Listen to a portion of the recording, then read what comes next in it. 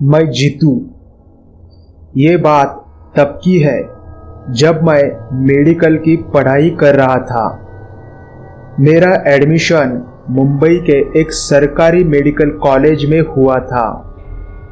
अस्पताल काफी पुराना था और उस अस्पताल में एक मुर्दा घर भी था जिसके बारे में लोग काफी बातें करते थे।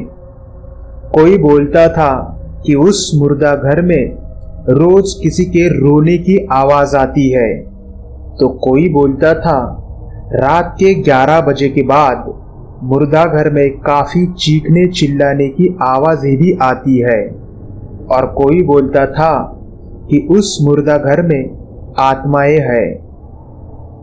एक बार एक लड़का वहां पर रात की ड्यूटी कर रहा था। रात के तकरीबन 12:30 बजे हो गए। उस मुर्दा घर के आगे से वो बाथरूम के लिए जा रहा था, लेकिन तभी उसे उस मुर्दा घर से एक आदमी की काफी जोर से चिल्लाने की आवाजें आ रही थी। अब उसकी मुर्दा घर में जाने की तो हिम्मत नहीं हुई, लेकिन उसने दरवाजे की होल से अंदर की ओर झांका। एक आदमी बेड पर उठकर बैठा था। उसका चेहरा पूरी तरह से खून से लथपथ था। तभी वो वहां से घबराते हुए भाग गया और दूसरे दिन उसने नौकरी छोड़ दी। हमारे कॉलेज में हम 7-8 लड़कों का एक ग्रुप था। एक दिन रात को हम कॉलेज के गार्डन में बैठे हुए थे।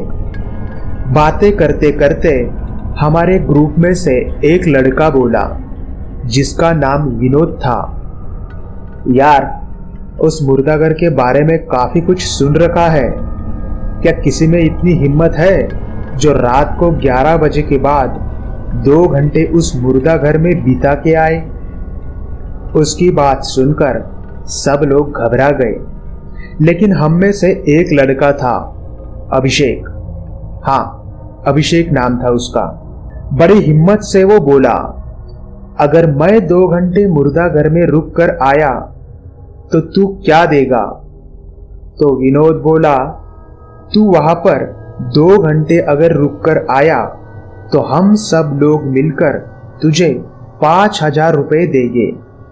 विनोद ने हम सब की तरफ देखा तो हम सब ने हाँ में सर हिलाया।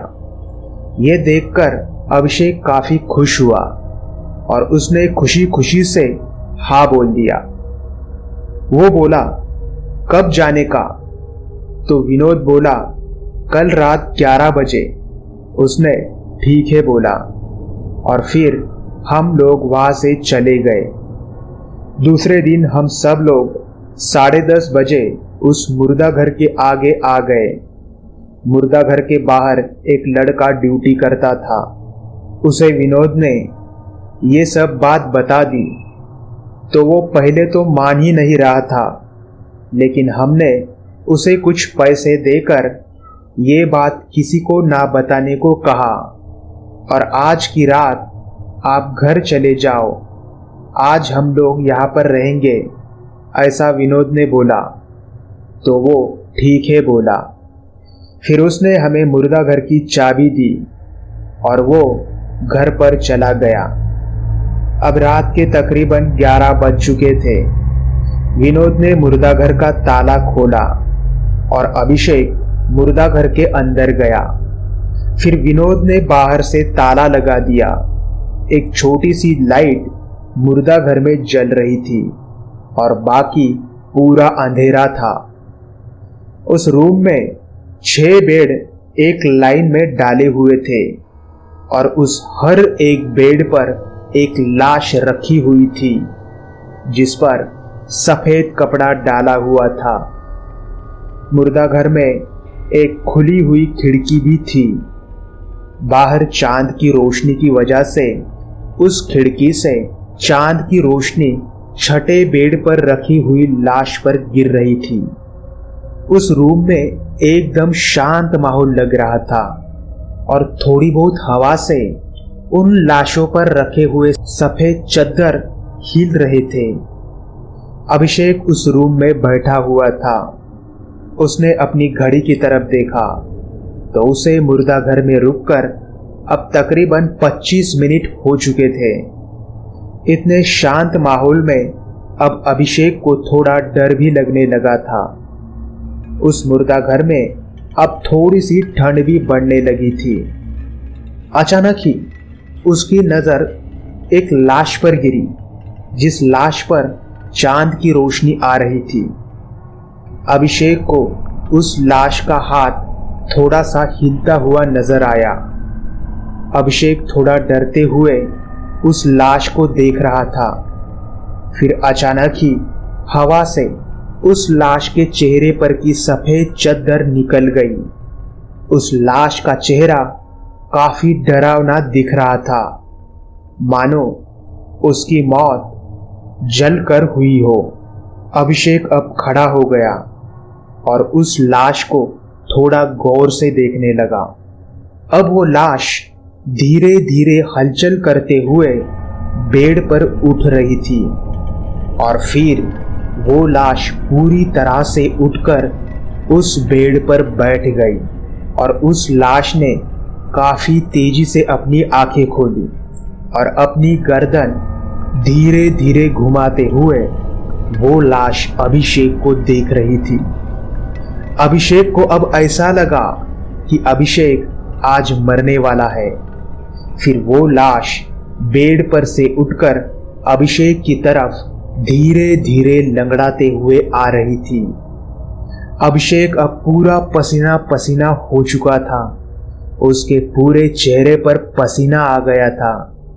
अब वो काफी जोर से चीखने लगा और चीखते चीखते ही वो दरवाजे की तरफ भागा और जोर जोर से दरवाजा पीटने लगा और वो बोल रहा था, दरवाजा खोलो, मेरी मदद करो। तभी बाहर हम सब लोग बैठे हुए थे। जल्दी से विनोद ने दरवाजा खोला और फिर अभिषेक बाहर आया।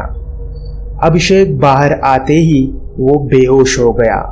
तभी हम में से कुछ लड़के हंस रहे थे कि अभिषेक शर्त हार गया और कुछ लड़के अभिषेक को होश में लाने की कोशिश कर रहे थे।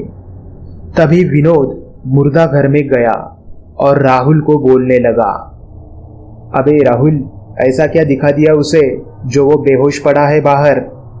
ऐसा बोलते बोलते विनोद राहुल के पास पहुंच गया, लेकिन राहुल बेहोश हो चुका था। दोस्तों, राहुल को हमने अभिषेक को डराने के लिए एक बेड पर लेटने को बोला था। फिर हम राहुल और अभिषेक को वहां से लेकर चले गए। दूसरे दिन विनोद ने राहुल से पूछा, कल उस रूम में क्या हुआ था? तो वो बोला, मुझे तो कुछ भी ठीक से याद नहीं है, क्योंकि मैं जब रूम में गया था तो अचानक ही किसी ने मेरे सर पर काफी जोर से फटका मारा था और मैं एक बेड पर गिर गया था और वहीं पर बेहोश हो गया। तब विनोद बोला, अगर तू पहले से ही बेहोश पड़ा हुआ था तो अभिषेक किसे देखकर बेहोश हुआ था? आखिर वो कौन था? फिर हमने अभिषेक से पूछा तो अभिषेक ने हमें मुर्दा घर की पूरी बात बता दी। अब हमने उस मुर्दा घर की ड्यूटी करने वाले लड़के से उस 6 नंबर पे रखी हुई लाश के बारे में पूछा तो उसका जवाब सुनकर हम दंग ही रह गए, क्योंकि उस दिन मुर्दा घर में 6 नहीं बल्कि 5 ही बेड लगे हुए थे।